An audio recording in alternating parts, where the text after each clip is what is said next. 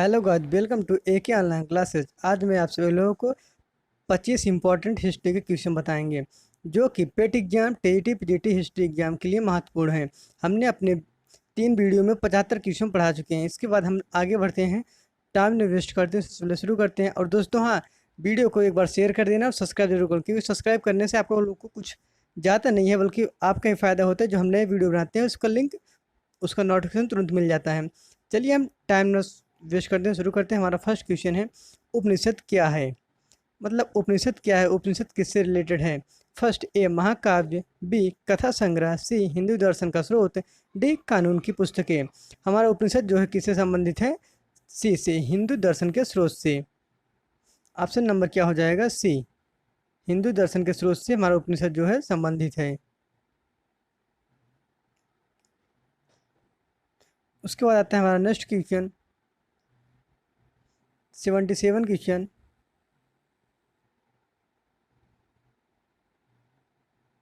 कौन सा वेद कौन सा वेद धार्मिक अनुष्ठानों से संबंध रखता है? कौन सा वेद धार्मिक अनुष्ठानों से संबंध रखता है? ए Rigveda, B Yajurveda, C Samaveda, D Atharvaveda. कौन से धार्मिक अनुष्ठानों से कौन सा वेद संबंध रखता है? बी, यजुर्वेद जो है धार्मिक अनुष्ठानों से संबंध रखता है। Answer number B is right हो जाएगा। इसके बाद हमारा है 78 क्वेश्चन, निम्नलिखित में से किस वेद में जादू और चमत्कार तथा मंत्र दिए गए हैं?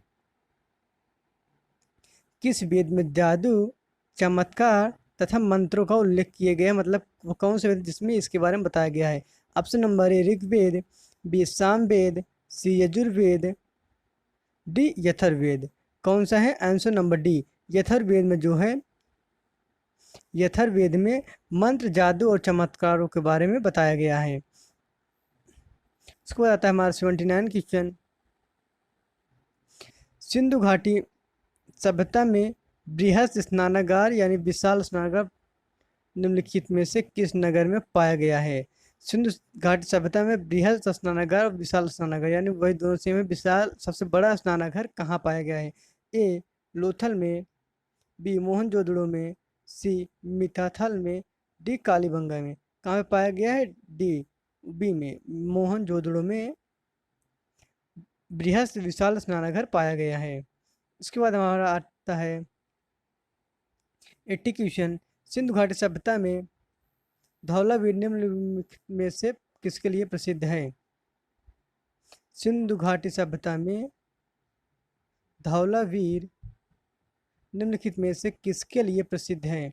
ए चट्टान से निर्मित वस्तु, चट्टान से निर्मित स्थापत्य के लिए, बी बंदरगाह के लिए, सी जल संरक्षण के लिए, डी मिट्टी के पात्र के लिए। धौलावीर जो है ऑप्शन नंबर सी, जल संरक्षण के लिए प्रसिद्ध है। बंदरगाह के लिए लोथल प्रसिद्ध है। धौलावीर जो है जल संरक्षण के लिए प्रसिद्ध है। इसके बाद हमारा है 81 क्वेश्चन, ऋग्वेद में प्रमुख देवता कौन थे? ऋग्वेद में प्रमुख देवता कौन थे? ए इंद्र, बी अग्नि, सी पशुपति, डी विष्णु। क्या था? ऋग्वेद में सबसे प्रमुख देवता किसको माना गया है? इंद्र को। इंद्र इंद्र इंद्र भगवान को ऋग्वेद में सबसे प्रमुख देवता माना गया है। ऋग्वेद में इंद्र की ही पूजा होती थी। Answer number is right.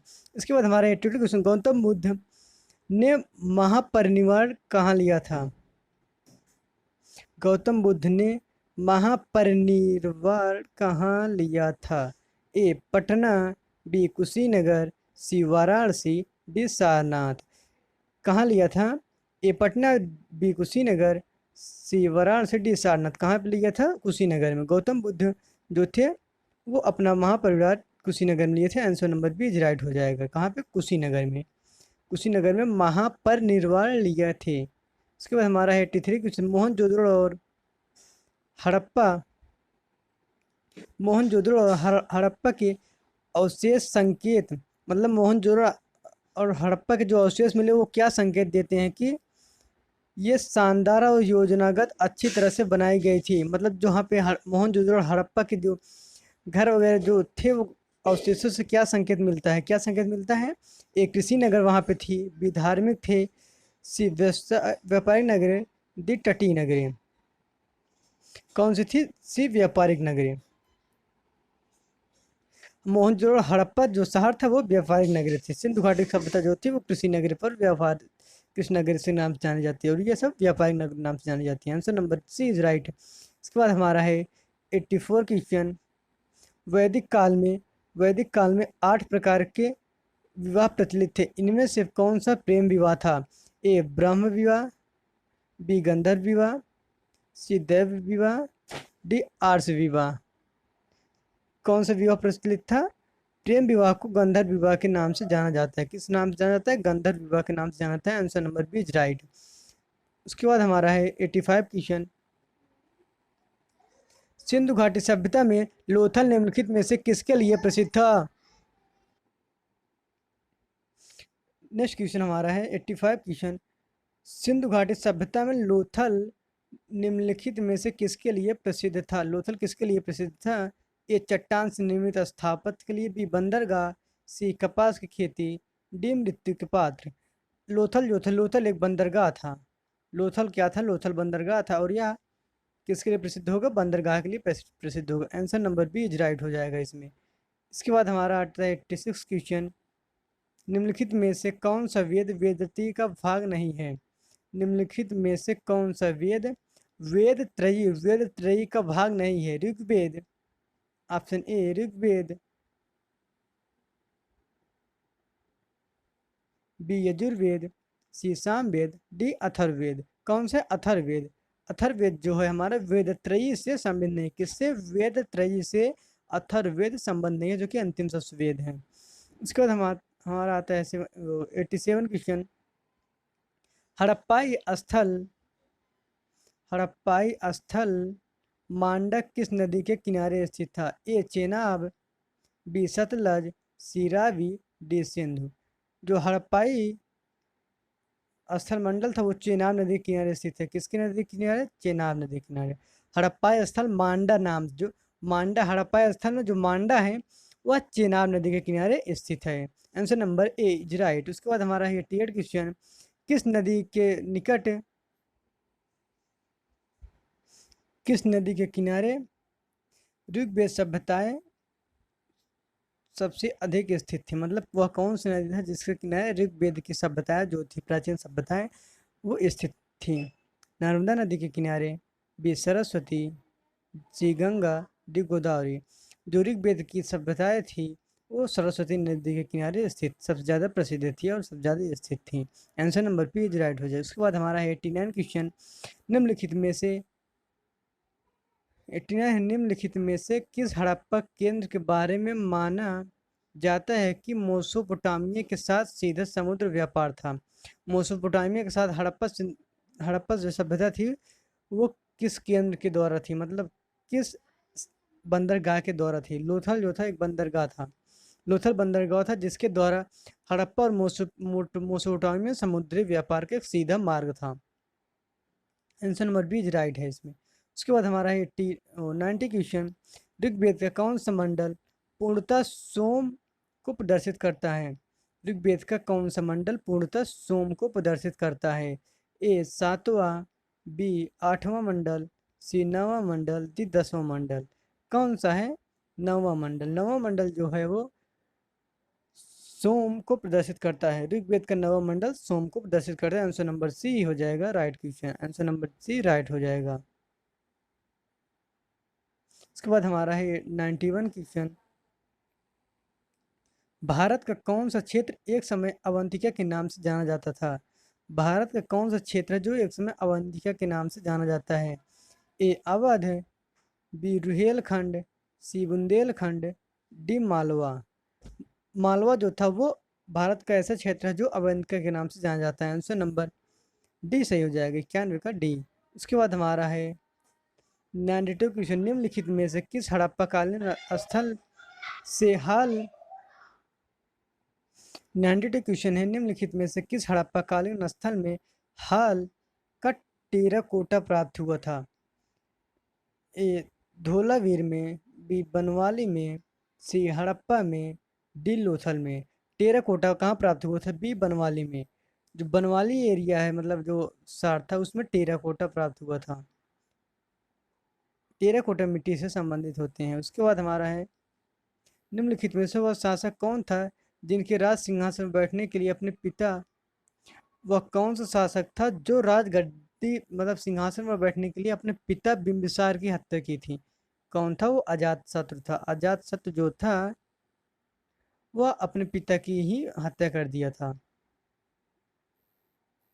Answer number B is right हो जाएगा। अजातशत्रु जो था वो बिंबिसार यानी अपने पिता की ही हत्या कर दिया था राजगद्दी पर बैठने के लिए। इसके बाद हमारा है 94 क्वेश्चन, किस प्रकार का मृदुभांड पाटरी भारत में द्वितीय शहरीकरण के लिए प्रारंभिक माना गया? किस प्रकार का मृदुभांड पाटरी भारत में द्वितीय शहरीकरण के प्रारंभ प्रतीक माना गया? ए चित्रित धूसर बर्तन, बी उत्तरी काले पालिश युक्त बर्तन, सी गेरू रंग वाला मृदुभांड, डी काले और लाल बर्तन। मृदुभांड पाटरी भारत में द्वितीय शहरीकरण प्रारंभ प्रतीक माना जाता है किसके लिए? उत्तरी काले पालिश युक्त बर्तन के लिए। जो उत्तरी काले पालिश युक्त बर्तन थे, आंसर नंबर बी राइट हो जाएगा इसके लिए। उत्तरी काले पालिश युक्त बर्तन जो थे वो मृदुभांड भारत में द्वितीय शहरीकरण के लिए प्रतीक, जो द्वितीय शहरीकरण थे उनका प्रतीक क्या था? उत्तरी काले पालिश युक्त बर्तन के नाम से वो प्रसिद्ध थे। राजस्थान में माउंट आबू पर दिलवाड़ा मंदिरों का निर्माण कहाँ पर? माउंट आबू पर, राजस्थान इलाके में माउंट आबू पर दिलवाड़ा मंदिर का निर्माण निम्नलिखित में से किस धर्म के अनुयायियों के द्वारा किया गया था? ए बौद्ध धर्म, बी जैन धर्म, सी हिंदू, डी सिख। किस अनुयायी को उधर? जैन धर्म के द्वारा किया गया था। आंसर नंबर बी हो जाएगा राइट। जैन धर्म के जो अनुयायी थे वो राजस्थान में माउंट आबू पर दिलवाड़ा मंदिर का निर्माण किए थे। उसके बाद हमारा 96 क्वेश्चन, जैनियों के लिए पहले तीर्थंकर कौन थे? जैन धर्म के लिए पहले तीर्थंकर कौन थे? ए अरिष्टनेमि, बी पार्श्वनाथ, सी आदित्यनाथ, डी ऋषभ। जो ऋषभ थे, ऋषभ देव, वो जैनियों के पहले तीर्थंकर थे। कौन थे? जैनियों के पहले तीर्थंकर के। उसके बाद है 97, त्रिपिटक धार्मिक ग्रंथ है। त्रिपिटक जो है वो धार्मिक ग्रंथ है। ए जैन से, बी बौद्ध से, सी सिखों से, डी हिंदुओं से।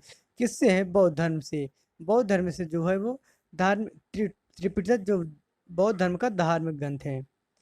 त्रिपिटक जो है ग्रंथ वो बौद्ध धर्म का धार्मिक ग्रंथ है। आंसर नंबर बी राइट हो जाएगा। उसके बाद हमारा 98 क्वेश्चन, महावीर की माता कौन थी?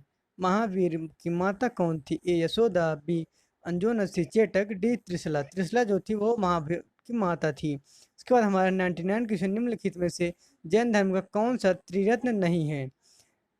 जो जैन धर्म के 3 रत्न थे, 3 रत्न में से इसमें से एक नहीं है। कौन सा? सही विश्वास, सही ज्ञान, सही आदर। ये तीनों जो थे वो जैन धर्म के त्रिरत्न थे। सही विश्वास, सही ज्ञान और सही आचरण। कौन सा नहीं है? सही दृष्टि।